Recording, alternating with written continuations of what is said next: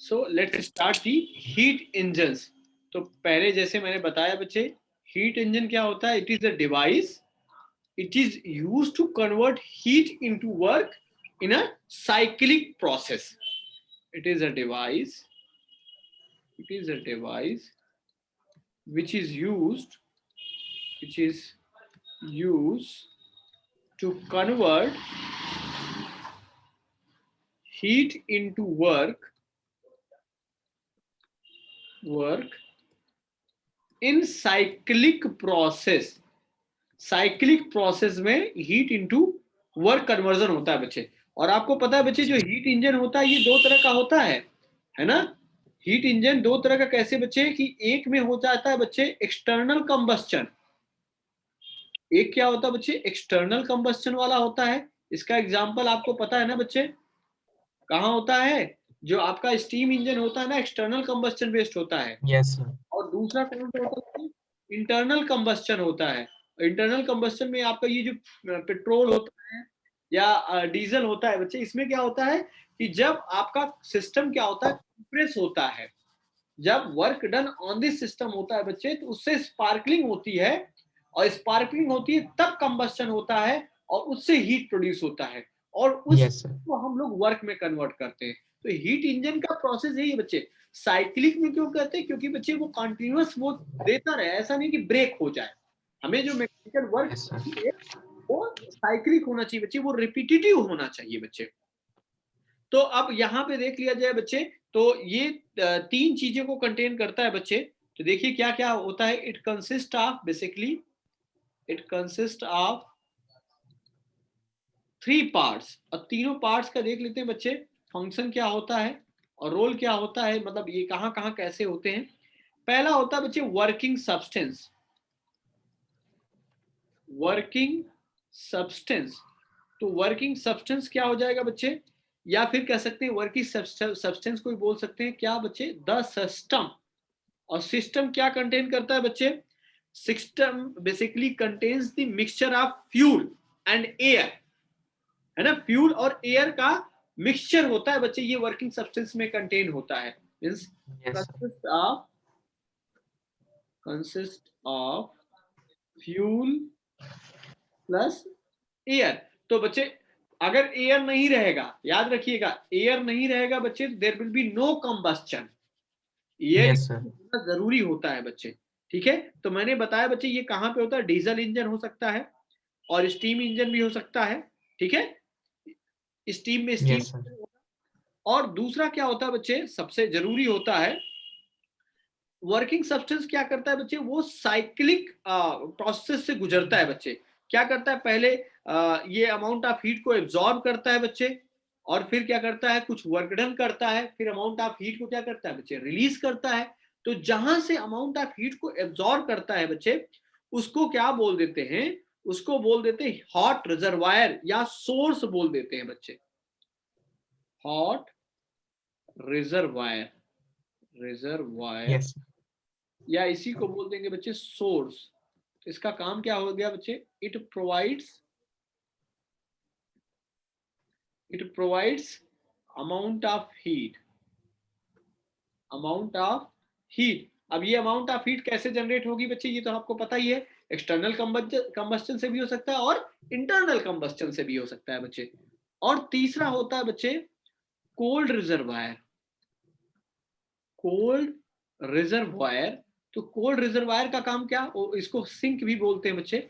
इसमें जो heat reject की जाती है बच्चे, ठीक है, ये एक्सटर्नल रिजर्वायर होता है और लोअर टेम्परेचर पे होता है। It provides amount of heat at, कह सकते हैं इसको लिखा जा सकता है हायर टेम्परेचर। और ये आपका बच्चे कोल्ड रिजर्वायर की जो बात करते हैं बच्चे, it absorbs the amount of, it absorbs yes. Amount of heat, amount of heat rejected at lower temperature. Yes sir. Lower temperature पे ये बेसिकली आपका काम करता है बच्चे। तो ये इसमें देखिए, अगर बनाया जाए तो ये नेक्स्ट पेज पे देखिए बच्चे, ये हो गया आपका सोर्स हो गया बच्चे, हीट इंजन की बात कर रहा हूं। और ये क्या हो गया बच्चे, वर्किंग सब्सटेंस हो गया बच्चे, ये सिस्टम हो गया वर्किंग सब्सटेंस। यहां से हम Q1 अमाउंट ऑफ हीट देंगे बच्चे, कितना amount of heat, Q1 amount of heat, और ये work done by this system on the surrounding होगा। और Q2 अमाउंट ऑफ हीट बच्चे ये लिबरेट करेगा, that will be go to the sink. Sink में जाएगा बच्चे Q2 amount of heat. Source जो है T1 टेम्परेचर पे है, that is at higher temperature पे है, और जो सिंक है that is at a lower temperature. तो मतलब ये Yes, sir. कह सकते हैं बच्चे T1 is greater than T2 होता है आपका, ठीक है। तो अगर मैं बात करूं बच्चे कि Q1 अमाउंट ऑफ हीट अगर देंगे तो that will be utilized in two part. ये work done on this system होगा बच्चे, कुछ जो है आपका वेस्ट हो जाएगा।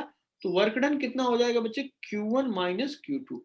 मतलब Q1 अमाउंट ऑफ हीट देंगे तो वर्क डन कितना होगा, Q1 माइनस Q2। मतलब there is a no all conversion of heat into work. सारा हीट वर्क में कन्वर्ट नहीं हो रहा बच्चे। अभी हम लोग सेकंड लॉ ऑफ थर्मोडायनामिक्स में हम लोग पढ़ेंगे Yes, क्या sir. होता है। Yes, sir. तो अब यहां से बच्चे अगर हम इफिशिएंसी ऑफ इंजन की बात करें, efficiency efficiency of heat engine, efficiency of heat engine की बात करेंगे बच्चे, या ईटा की बात करते हैं, तो ये कितना हो जाएगा बच्चे, आउटपुट अपॉन क्या हो जाएगा बच्चे, इनपुट। तो आउटपुट के लिए अगर बात करेंगे बच्चे तो कितना हो जाएगा, Q1 minus Q2 that is W upon Q1 amount of heat ले रहे हैं, तो this will be 1 Q2 by Q1। यही तो इफिशिएंसी हो जाएगा बच्चे।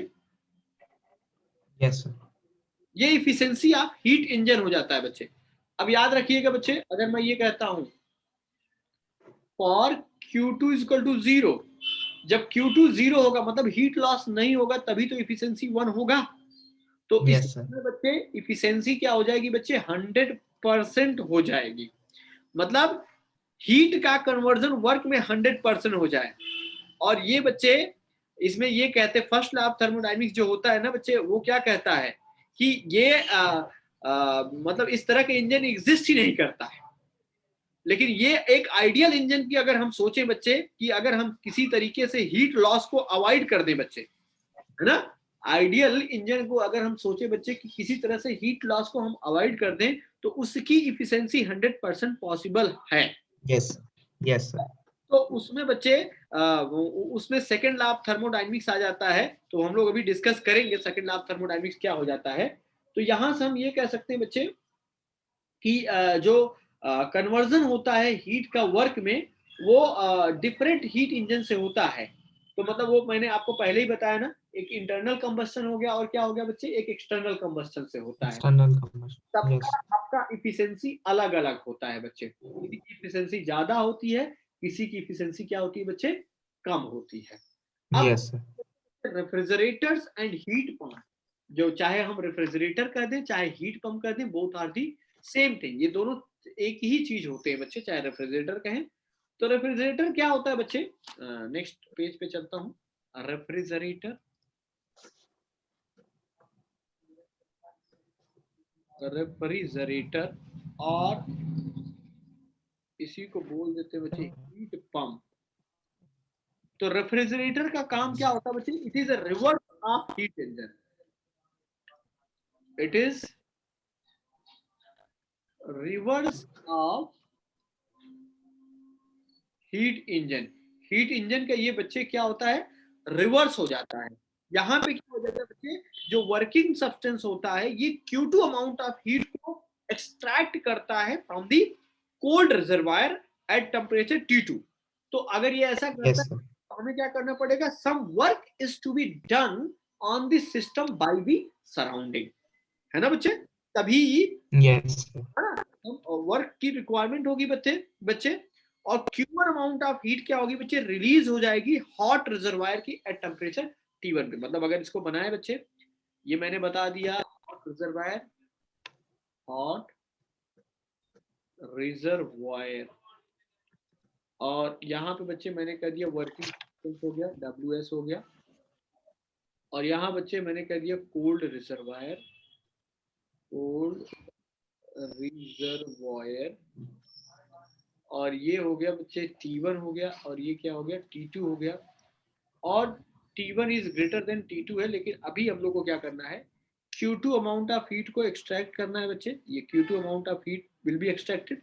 सो इस समय work Yes, sir. Done, W work done on system On the system. Yes, sir.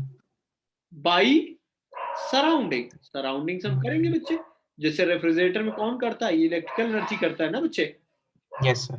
और Q1 अमाउंट ऑफ हीट यहाँ से निकल जाएगा बच्चे, यही तो हम लोग को करना है बच्चे। Yes, sir.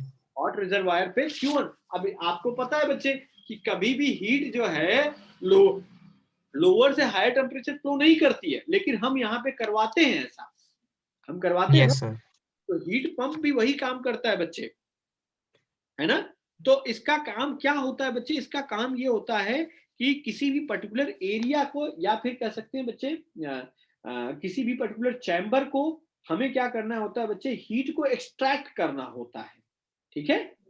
तो अब ये कह सकते हैं बच्चे रेफ्रिजरेटर में जो वर्किंग सब्सटेंस होता है बच्चे, वो गैसेस होते हैं बेसिकली, और वो उसमें कुछ प्रोसेस से गुजरते हैं बच्चे, मतलब कह सकते हैं कि जो रेफ्रिजरेटर होता है उसमें सबसे पहला जो प्रोसेस हो जाता है बच्चे, adiabatic expansion of the gas पहला होता है ना। Refrigerator it includes 4 processes. ये कौन कौन से होते हैं बच्चे, एक पहला जो प्रोसेस इसमें हो जाता है बच्चे, मतलब ये हो जाता है adiabatic expansion.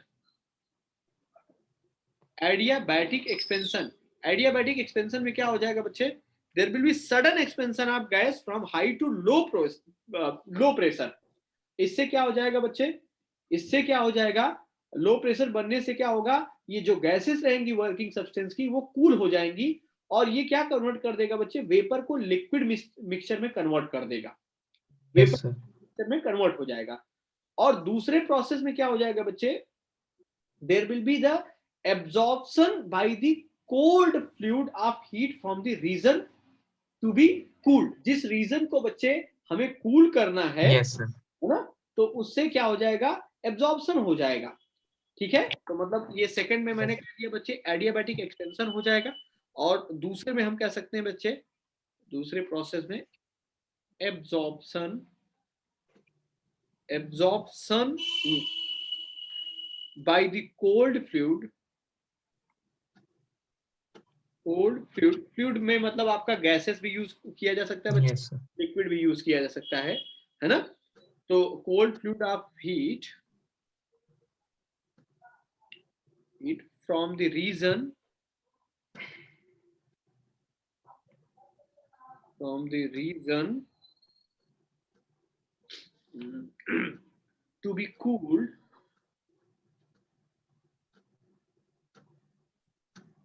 to be cooled, converting it into vapor, converting it into vapor, ये हो जाएगा बच्चे। और थर्ड प्रोसेस क्या हो जाएगा, अब क्या करेगा बच्चे, थर्ड प्रोसेस में क्या हो जाएगा, जो वेपर है इसको हीट किया जाएगा due to the external work done on the system. Yes, sir. तीसरा प्रोसेस में बच्चे क्या हो जाएगा, there will be the heating of the heating of vapor due to external work, due to external work जो हम लोग बच्चे यहाँ पे इलेक्ट्रिसिटी के माध्यम से करते हैं, एक्सटर्नल वर्क। और चौथे में क्या हो जाएगा बच्चे, फोर्थ प्रोसेस में रिलीज करेगा अमाउंट ऑफ हीट को बच्चे, ठीक Yes, sir. है, release of heat, release of heat to surrounding. ये 4 प्रोसेस बच्चे आपके ये रेफ्रिजरेटर या कह सकते Yes, sir. हैं पंप में काम करते हैं बच्चे। तो इसमें इफिशिएंसी नहीं होती है बच्चे, इसमें कोफिशिएंट ऑफ परफॉर्मेंस होता है, ठीक है। Yes, sir. अल्फा यहाँ पे क्या बताया जाता है बच्चे, coefficient of performance, coefficient of performance हो जाता है बच्चे। और इसको जो डिफाइन करते हैं बच्चे, कितनी अमाउंट ऑफ हीट को एक्सट्रैक्ट करेंगे अपॉन उसके लिए कितना वर्क डन करना पड़ेगा बच्चे, ठीक है। Yes, sir. तो यहां से बच्चे हम लोगों ने वो लिखा ही था, तो वही आपका यहां भी लिखा जाएगा बच्चे।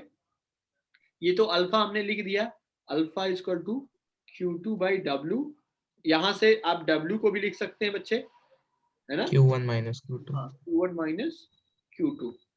Yes. तो ये कोफिशिएंट ऑफ परफॉर्मेंस हो जाएगा बच्चे, चाहे 1/अल्फा के टर्म में कर सकते हैं बच्चे कोफिशिएंट ऑफ परफॉर्मेंस। तो ये सारी चीजें आती हैं बच्चे। तो उसके बाद आ जाता है आपका कह सकते हैं second law of thermodynamics. Second law of thermodynamics क्या कहता है बच्चे, क्योंकि यहाँ पे हम देख रहे थे बच्चे efficiency was not up to the mark, efficiency Yes, sir. नहीं अच्छी थी। तो यहाँ पे सेकेंड लॉ ऑफ थर्मोडायनेमिक्स आया बच्चे, क्योंकि जो फर्स्ट लॉ ऑफ थर्मोडायनेमिक्स था that was based on the conservation of energy, वो कंजर्वेशन ऑफ एनर्जी पे बेस्ड था। और इसमें कह सकते हैं बच्चे कि सेकेंड लॉ ऑफ थर्मोडायनेमिक्स का कहना ये था बच्चे कि इफिशिएंसी ऑफ हीट इंजन को, ये limitation of efficiency of heat engine बताया। और कैसा स्टेटमेंट दिया, कई तरह से स्टेटमेंट दिए गए। जैसे कैल्विन ने जो दिया कि कैल्विन ने यही कहा बच्चे कि कोई भी ऐसा प्रोसेस नहीं है जिसमें एब्जॉर्प्शन ऑफ हीट जो है पूरा जो absorption of heat completely convert हो जाए वर्क में। कोई ऐसा Yes, sir. जहां पे पूरा हीट जो है किसमें कन्वर्ट हो जाए बच्चे, वर्क में। ये किसने स्टेटमेंट दिया बच्चे, कैल्विन प्लैंक का स्टेटमेंट था। और फिर क्लैसियस साहब का स्टेटमेंट आया बच्चे, और क्लैसियस ने क्या बताया बच्चे कि कोल्डर से अगर हॉटर बॉडी की तरफ हीट को ट्रांसफर करना बच्चे विदाउट एनी एक्सटर्नल एजेंसी ये पॉसिबल नहीं है। नहीं. इन Yes. सबका कुल मिला के, दोनों स्टेटमेंट का कुल मिला के मतलब यही था बच्चे कि कोई ऐसा इंजन पॉसिबल नहीं है जो 100% इफिशिएंट हो जाए। यही तो हुआ ना। Yes, sir. Yes, sir. ये सेकेंड लॉ ऑफ थर्मोडायनेमिक्स देखिए बच्चे, सेकेंड। सर हीट इंजन में तो हॉट से कोल्ड में देते हैं ना हीट. हाँ, हॉट से कोल्ड में तो आसान होता है बच्चे, वो पॉसिबल होता है ना। Yes, sir. तो ये इन्होंने जस्ट उल्टा कहा, कोल्डर से हॉट में हम नहीं कर सकते बिना एक्सटर्नल एजेंसी के। Yes. Second law of thermodynamics. तो ये पहला जो स्टेटमेंट बच्चे कैल्विन प्लैंक का स्टेटमेंट, कैल्विन प्लैंक स्टेटमेंट। दो ही स्टेटमेंट है एनसीईआरटी में, वही चीज को हम लोग को पढ़ना है। तो कैल्विन प्लैंक का स्टेटमेंट ये था बच्चे, देयर विल बी, या फिर एग्जैक्ट स्टेटमेंट वही लिखा जाए सिंप्लीफाई ना करके, no process is possible whose sole result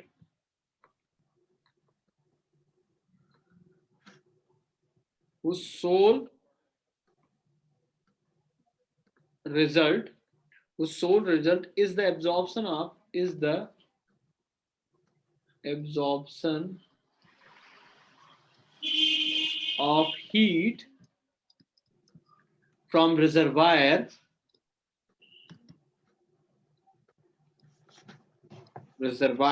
and the complete conversion into work, and complete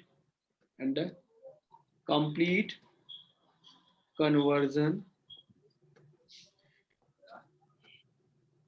of heat into work। कोई ऐसा पॉसिबल नहीं है प्रोसेस बच्चे हीट इनटू वर्क, मतलब वहां पे लॉस होना ही होना। ये कैल्विन प्लैंक का स्टेटमेंट था बच्चे। और फिर क्लैसियस का स्टेटमेंट आया, क्लैसियस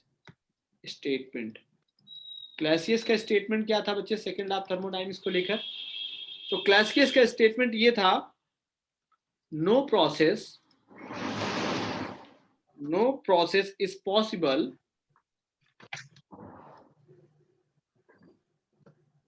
whose sole result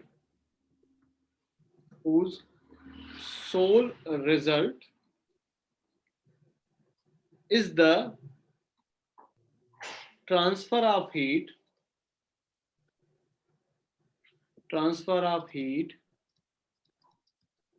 from colder to hotter object। ये पॉसिबल नहीं है बच्चे, ये बिल्कुल नहीं पॉसिबल है, ठीक है ना। तो यहां से बच्चे ये थोड़ा सा मतलब इफिशिएंसी पे सवाल उठा, तभी उसी समय जो कॉन्सेप्ट आया था बच्चे कार्नोट इंजन या कार्नोट साइकिल का कॉन्सेप्ट आया था। और कार्नोट इंजन कार्नोट साइकिल में डिफरेंस केवल कहाँ आया था बच्चे, रिवर्सिबिलिटी और इरिवर्सिबिलिटी। मतलब जो अभी तक के जो हीट इंजन होते थे बच्चे, जो बिफोर कार्नोट साइकिल, वो सारे इरिवर्सिबल होते थे। और कार्नाट इंजन को क्या किया गया बच्चे, क्वेसिस्टैटिक बताया गया, क्वेसिस्टैटिक प्रोसेस से चलाया गया, मतलब जो एक हाइपोथेटिकल कह सकते, थ्योरेटिकल पार्ट से कहे, यस सर, क्वेसिस्टैटिक कहा गया, और नॉन डिसिपिएटिव कहा गया कि वो कोई भी अमाउंट ऑफ हीट को क्या करेगा बच्चे, वो रिलीज नहीं करेगा। तो इसमें हम ये कह देते हैं थ्योरेटिकली कि वो 100% इफिशियंट होता है। तो उस पे हम लोग मतलब सर नीटा की वैल्यू 1। हाँ, ईटा की वैल्यू बेसिकली इसमें क्या हो जाती है, 1 हो जाती है। तो इस चीज पे हम लोग बच्चे डिस्कस करेंगे ओके सर। नेक्स्ट